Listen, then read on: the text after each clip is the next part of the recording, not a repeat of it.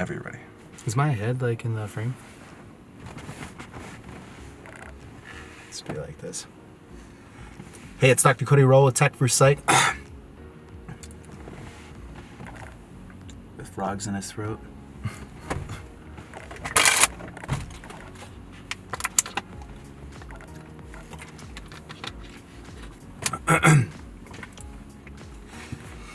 Oh yeah, getting in my meditation.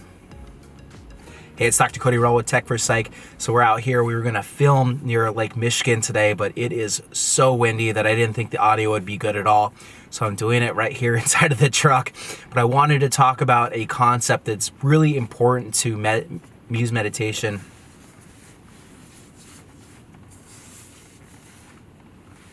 Hey, it's Dr. Cody Roll with Techforpsych. So, talk about doing it in your weird locations.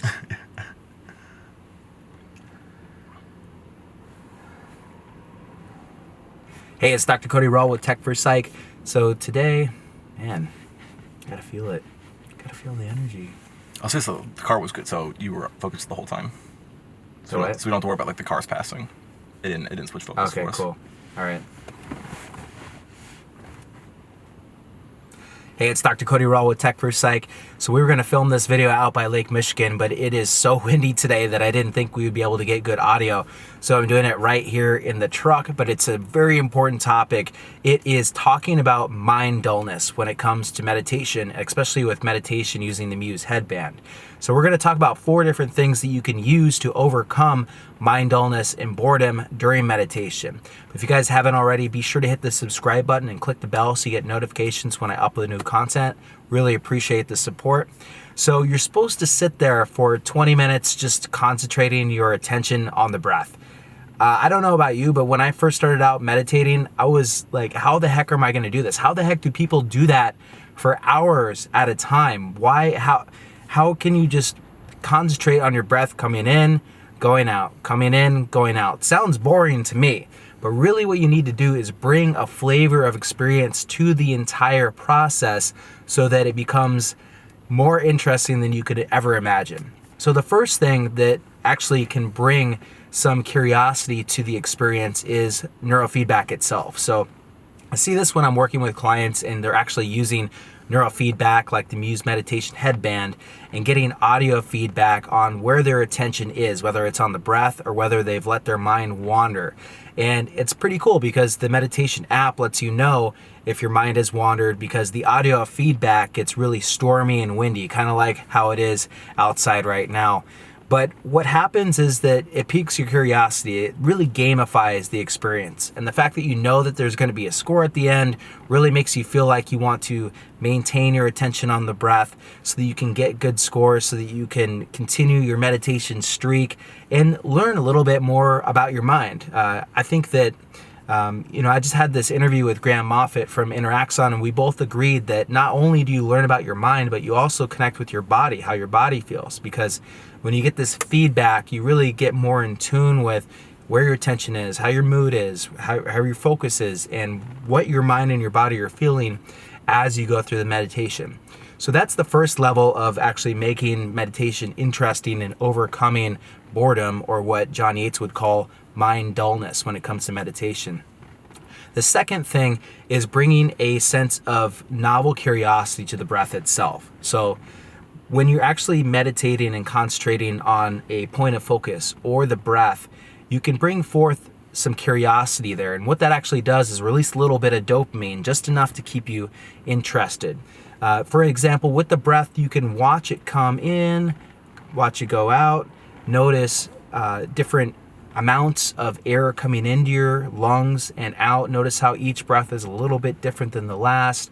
Notice that the temperature of the air is a little different, any smells that are incorporated with that.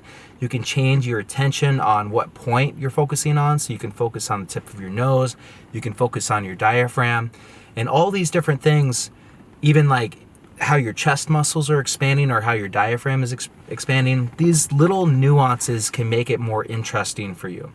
So those 2 things, neurofeedback and bringing a sense of curiosity to the breath, will help overcome mind dullness to a certain degree.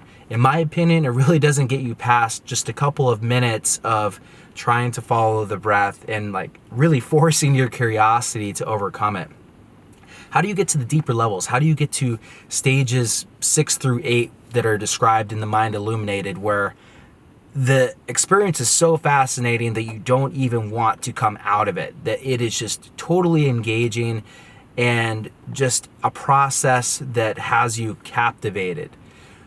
There's a couple of different things you can do to evoke that. And really what I'm talking about are jhana. These are these energetic sensations that come into your entire body and sandwich and focus your mind and your attention down to the breath or the point of focus, to where there's just a single focus and nothing else coming in. It's called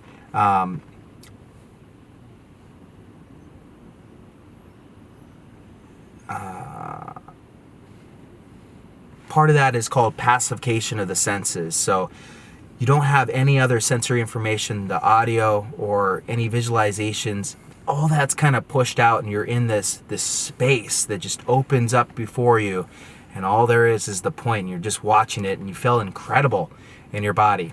So one of the things that I think is really important for going into the meditation, and what I do with my clients, is make sure that they bring a sense of gratitude into the entire experience. So what that does is that as you're getting ready to go into your meditation or your Muse meditation session, you really should be focusing on what you're thankful for. So, the roof over your head, the clothes on your back, your family, these things that you hold so important and you're thankful for are very important to bring into the experience. And here's why.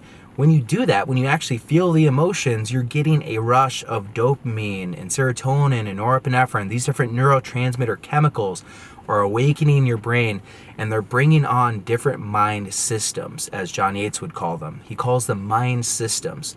So the mind is actually segregated in all different types of different systems that are integrating and calculating different information and bringing them into an overall subjective experience. What I think that is these different brain circuits and different networks that are communicating. And when you meditate and you focus on a single point, it recruits all these different brain circuits into what is called unification of the mind on the meditation object. And this really gets your brain resonating on the same frequency, and it gets different areas talking to each other that don't normally talk to each other. And that's how you elicit this powerful physiological experience called the jhana. Bringing gratitude into the meditative exercise releases these neurotransmitters and colors and flavors the entire experience to where it's more enjoyable. And the more enjoyable it is, the more these neurotransmitters get released, the deeper you can get a feedback loop into the experience. So there's 3 different types of jhana in the Mind Illuminated that are described in that book. One of them is whole body jhana. So you, after a body scan, are aware of your entire body, and you can bring that into the breath.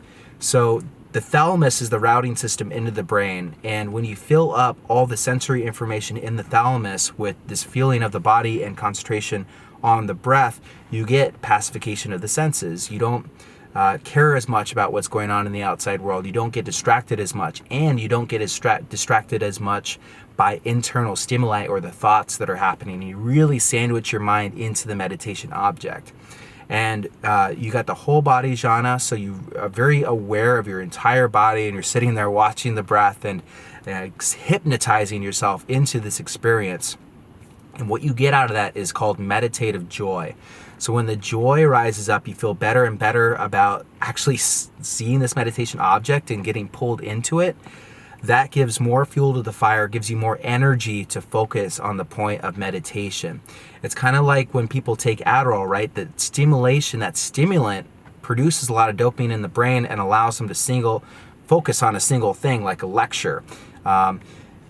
But here's the good news. You don't need a medication in a lot of cases to improve your concentration. You just need to change your way about in which you're going about it. And that's why meditation can be so powerful, as it can really train these attention neural networks within your brain to elicit things like meditative joy and make the process even more powerful. So the second type of genre